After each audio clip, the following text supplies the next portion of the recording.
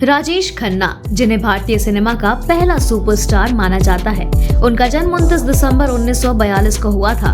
उनका असली नाम जतिन खन्ना था, लेकिन फिल्मी दुनिया में वे राजेश खन्ना के नाम से मशहूर हुए। उनका फिल्मी करियर भारतीय सिनेमा के इतिहास में एक नई परिभाषा गढ़ता है, जिससे उन्हें एक आइकन बना दिया। 1967 में फिल्म आखिरी खत से उन्होंने अपने अभिनय की सफर की शुरुआत की। हालांकि शुरुआती कुछ फिल्में जैसे राज, बहारों के सपने और आखिरी खत में उन्हें बड़ी सफलता नहीं मिली, फिर भी उनका अभिनय लगातार सराहा गया। उनका करियर तब उफान पर आया जब 1969 में रिलीज हुई फिल्म आराधना ने बॉक्स ऑफिस पर तहलका मचा दिया।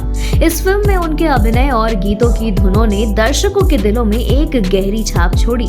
विशेष रूप से गीत सफल होगी तेरी आराधना में उनके भावनात्मक अभिव्यक्ति ने दर्शकों को गहराई से प्रभावित किया। गाने की पंक्तियां, बनेगी आशा एक दिन तेरी ये निराशा, काहे को रोए चाहे जो होए, सफल होगी तेरी आराधना, उनकी अटूट उम्मीद और धैर्य का प्रतीक बनी। आराधना की सफलता के बाद राजेश खन्ना ने एक के बाद एक हिट फिल्में दी। 1969 से लेकर के 1971 के बीच उन्होंने लगातार 15 सुपर हिट फिल्में दी हैं, जो एक अभूतपूर्व रिकॉर्ड था। इत्तेफाक, दो रास्ते, बंधन, खामोशी और सफर जैसी फिल्मों ने न केवल उनकी लोकप्रियता को और बढ़ाया, बल्कि उन्हें भारतीय सिनेमा के सबसे बड़े सितारे के रूप में स्थापित किया।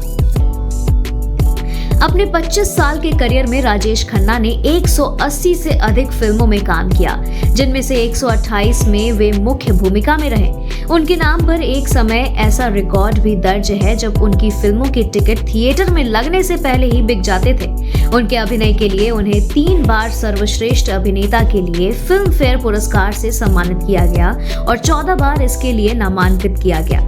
इसके अलावा बंगाल फिल्म जर्नलिस्ट एसोसिएशन द्वारा उन्हें सर्वश्रेष्ठ अभिनेता के पुरस्कार से 4 बार नवाजा गया। उनकी लोकप्रियता और फिल्मी दुनिया में उनके योगदान के लिए 2005 में उन्हें फिल्म फेयर का लाइफ टाइम अचीवमेंट अवार्ड भी मिला, जो उनके असाधारण करियर में एक और प्रमाण था।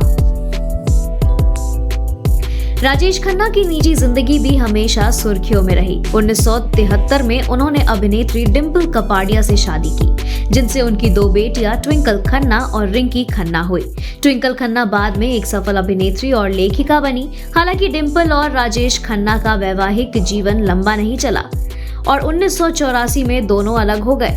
इसके बाद राजेश खन्ना का नाम अभिनेत्री टीना मुनीम से भी जोड़ा गया, लेकिन यह रिश्ता भी लंबे समय तक नहीं चल सका। अपने जीवन के अंतिम वर्षों में राजेश खन्ना का स्वास्थ्य धीरे धीरे बिगड़ता गया।